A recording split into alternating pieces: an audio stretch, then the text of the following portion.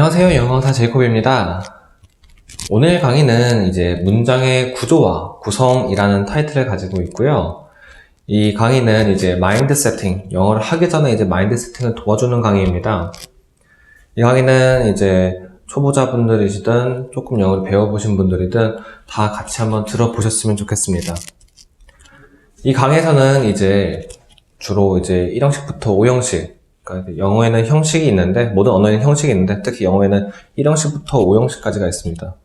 그래서 그 5가지 상황에 따라서 어떻게 생각하면 되는지와 이제 주어와 동사에 대해서 간단하게 다시 설명을 드리고자 합니다. 오늘 시작하기 전에 혹시 영어와 한국어의 차이점에 대해서 좀 생각을 해보신 적 있으신가요? 영어라고 하면은 하나의 언어예요. 즉 무슨 말이냐면은 한국어와 같은 언어입니다. 즉 똑같다고 생각해 주시면 좋을 것 같아요. 영어와 한국어를 동시에 하는 저의 입장으로서는 언어적으로는 큰 차이가 없다고 이제 생각이 되고요. 물론 약간의 구조적 차이점이 있기 때문에 저희가 이제 거기에 대해서 간단하게 말을 해보도록 하겠습니다. 먼저 이런 문장이 있어요. 졸려워, 배고파, 혹은 이제 사랑해라는 문장이 있는데 한국말로 들었을 때 어떠신가요? 이상한 점이 발견되지 않죠. 하지만 이제 영어를 하는 입장에서 보면은 이 문장들은 되게 이상한 문장들이에요.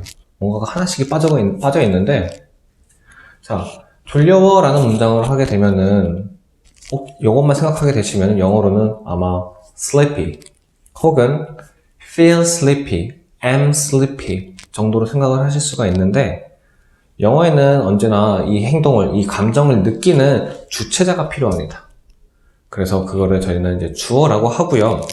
여기서는 이제 I am sleepy, I 혹은 다른 주어가 이제 빠져있다고 생각해 주시면 좋을 것 같아요.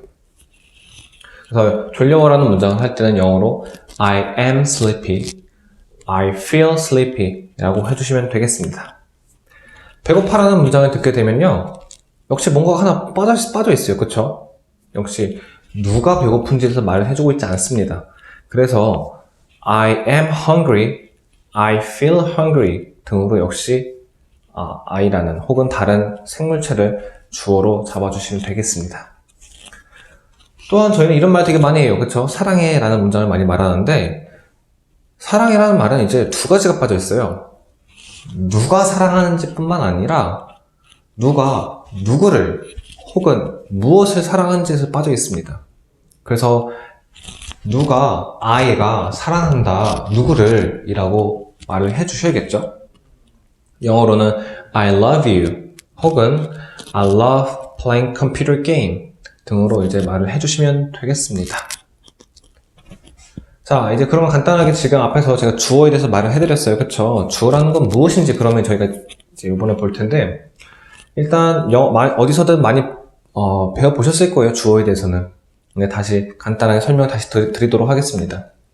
영어로는 subject라고 하기 때문에 아마 영어를 많이 배우신 분들은 S가 subject라는 말을 이제 알고 계실 거예요. 저는 보통 이제 너무 긴 단어이기 때문에 S로만 축약해서 쓰기도 하면서, 이제 이 자리에는 저희가 명사가 들어가는 자리라고 알고 있으면 됩니다. 전 강의에서 배웠던 오리라던가 책 혹은 물, 지식 등이 이제 이 자리에 들어간다고 생각하시면 돼요. 만약 제가 오리가 날다라는 이제 문장을 말하게 된다고 하면은 오리가가 여기 주어 파트에 해당을 하겠습니다. 이외에도 회사는, 부장님은 혹은 선생님은 등등으로 이제 주어를 말해주시면 되는데, 지금 제가 말씀드린 이러한 파트를 보게 되면은 하나가 공통적으로 들어가 있어요. 뭐냐면은 은는 이가 라는 게 이제 단어 뒤에 붙어 있습니다. 영어에는 은는 이가라는 말을 대체해줄 수 있는 말은 없어요. 그렇기 때문에 이 파트, 이 자리에 들어가는 단어들은, 명사들은 전부 다 은는 이가가 자동적으로 붙어 있다고 생각을 해주시면 돼요. 이를 다른 말로 하나 다시 말하게 되면은 I라는 말을 했을 때, 나가 아니라 나는까지 머릿속으로 생각을 해주셔야 돼요. 제가 가르쳐본 많은 분들이 I am을 이제 나는 이라고 생각을 하시는데, am이라는 동사는 비동사입니다. 그래서 전 시간에 배웠듯이 이다, 있다, 혹은 되다라는 뜻으로 저희가 인식을 해주면 돼요. 그래서 I am이라고 하면은 나는 있어요, 나는 입니다 등등으로 말을 해주는 거지 나는까지 생각을 해주시면 안 됩니다. 더 한 발짝 나가 주셔야 돼요. 자, 그리고 이제 다른 주어에 대해서 다시 이제 정의를 내려보면은 이제 문장의 주체라는 말을 많이 들어보셨을 거예요. 문장의 주인공이라고도 하는데 이건 무슨 말이냐면 이제 동작을 한다는 거예요. 여기 나온 명사가 이러한 행동을 할 것이다 라는 말을 해주는 건데 이제 그것도 맞는 말이긴 하죠. 근데 이제 동작을 하는 명사라고만 생각하시기보다도 이제 가장 중요한 거는 내가 말하고자 하는 문장의 가장 중요한 것이 무엇인가를 일단 생각을 해 보셔야 됩니다.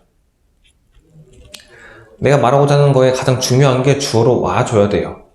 언제나 그렇기 때문에 I를 주어로 잡는 게 아니라 사람을 주어로 잡는 게 아니라 다른 명사들이 이 주어 자리에 오게 되는 것을 영어에서는 많이 보게 될 거예요. 그래서 만약 I를 맨날 문장을 말할 때마다 쓰시는 분이 있다라고 하면은 요거에 대해서 다시 한번 생각을 해보시면 좋을 것 같습니다. 예를 들어서 제가 여기 오면서 차 사고를 봤다고 합시다. 그럼 저는 그 상황을 말해주기 위해서 친구들한테 달려가면서 저는 말을 해줄 거예요. 말을 해줄 거예요. 차 사고 났어! 라고 말을 해줄 겁니다. 절대 나는 보았다라는 문장으로 말을 해주지 않을 거기 때문에 만약 방금 제가 말했을 때 방금 말한 문장을 I saw car accident 라고 말했다고 하면은 그걸 다시 한번 생각해 보신 다음에 car accident를 주어로 잡고 car accident happened 라는 말로 해주시면 좋을 것 같습니다. car accident, 차 사고는 happened, 발생했다 입니다. 나는 보았다가 절대 아니에요. 그래서 이제 나를 주어로 잡으시면 안 되겠습니다. 예, 이번에는 동사에 대해서 좀 알아볼 거예요. 자, 이번에는 동사에 대해서 좀 알아보도록 하겠습니다. 예, 지난 시간에도 제가 간단하게 말씀을 드렸는데, 예, 동사라는 것은 이제 주어가 하는 행동이자 상태라고 알아두시면 돼요. 한국어로는 이제 하다, 이다, 있다, 말하다, 알다, 만들다, 가져가다, 놀다, 보다, 느끼다 등등 여러 가지 동사가 있어요. 그렇죠? 영어에도 그에 해당하는 어떤 단어가 있을 테니까 필요하시면은 그때그때 외워주시기 바랍니다. 예, 동사를 이제 공부하실 때는 몇 가지 유의하실 점이 있어요. 첫 번째로 보게 되면 이제 뜻을 정확하게 외우셔야 됩니다. 자, take라는 이제 단어를 예제로 들게요. take라는 단어를 네이버 사전에 찾아보면은 뜻이 42개가 나옵니다. 상당히 많죠. 그럼 그 뜻을 다 외우는 게 아니라 거기에서 통일되는 뭔가 하나의 본질적인 뜻을 찾아서 그걸 외워주시면 되는 거예요. 예로 이제 take란 뜻은 이제 가져가다 라는 뜻을 가지고 있어요. 가져가다. 제가 어떠한 물건을 가져서 가는 겁니다. 저는 어떤 물건을 지금 취하거나 혹은 선택했어요. 그렇기 때문에 take라는 말은 가져가다라는 의미이긴 하되 이를 뭔가를 선택할 때 쓰면 된다고 이제 이해를 해주시면 됩니다. 예를 들어서 제가 아침에 일어났습니다. 그래서 이제 회사를 가려고 해요. 혹은 학교를 가려고 합니다. 그러면 저는 이제 선택지가 생기죠. 제 차를 끌고 갈지, 혹은 버스를 타고 갈지, 지하철을 타고 갈지, 어떤 교통수단을 이용해서 이제 가게 될 텐데, 그때 저는 get on, 타다라는 말이 아니라 I will take a bus, I will take my car, 혹은 I take a metro 등등 이제 take 다음에 어떤 교통수단을 말해줄 거예요. 제가 그 교통수단을 선택한다는 의미입니다. 타다가 아니라. 그리고 제가 열심히 공부 혹은 이제 일을 하고 나서 점심을 먹을 시간이 되었어요. 그러면 저는 이제 식당에 가서 또 선택을 하게 되죠. 그 많은 메뉴 중에 제가 뭘 선택할까를 이제 알고 계시면 되는데, 자, 저는 그 메뉴를 선택할 때도 eat이라는 단어 쓰지 않고 저는 take라는 말을 쓸 겁니다. 그래서 나는 그 햄버거를 선택할 거야. I will take that hamburger. I will take a hamburger. 혹은 I will take sandwich 등등으로 이제 말을 해주시면 좋을 것 같아요. 즉, 저는 그 메뉴를 먹겠다는 의미가 아니라 그냥 선택한다는 의미입니다. 또한 제가 이제 밥 열심히 먹고 나서 이제 회사로 혹은 학교로 돌아가야 돼요. 그쵸? 그럼 또 저는 이제 제가 속한 곳에 가기 위해서 또 선택지가 생기게 됩니다. 계단을 이용해서 올라갈지 혹은 엘리베이터를 타기 위해서 타고 이제 올라갈지 선택을 해야 되는데, 그때 저는 또 take라는 말을 써서 이제 이를 표현해 줄 거예요. take an elevator 혹은 take stairs. 이제 계단 같은 경우는 이제 여러 개이기 때문에 어를 붙이지 않고 그냥 stairs라고 해주시면 되겠습니다. 또한 이 이외에도 제가 행동에 대한 선택을 할 때 take a nap을 할 건지, take a break, 휴식을 취할 건지, 혹은 뭐 take a shower, 샤워를 할 건지는 이제 제 선택에 따른 거기 때문에 역시 동사 take를 쓰시면 돼요. 그렇게 뜻을 정확하게 외우고 이를 활용하는 방법을 익히시는 게 가장 중요합니다. 두 번째로 보게 되면은 이제 동사에는 현재, 과거, 과거 분사의 뜻이 있어요. 형태가 있고 이러한 형태마다 단어의 뜻이 달라집니다. 그렇기 때문에 동사 take를 만약 외운다고 하면은 저는 take, 가져가다라는 뜻도 외우겠지만 과거 분사 took, 가져갔다라는 의미도 외워야 될 테고, 과거 분사로 taken, 가져가진, 취해진, 선택된 이라는 의미로 저는 또 다시 한번 단어를 외워줘야 돼요. 물론 이 현재형을 알고 있으면은 그 두 가지 과거나 과거 분사는 이제 규칙적으로 변화하기 때문에 그거는 이제 꼭 다 외우실 필요는 없고, 역시 이후에 제가 가르쳐드리면은 그에 대한 규칙성을 파악하시고 이제 그대로 바꿔주시면 돼요.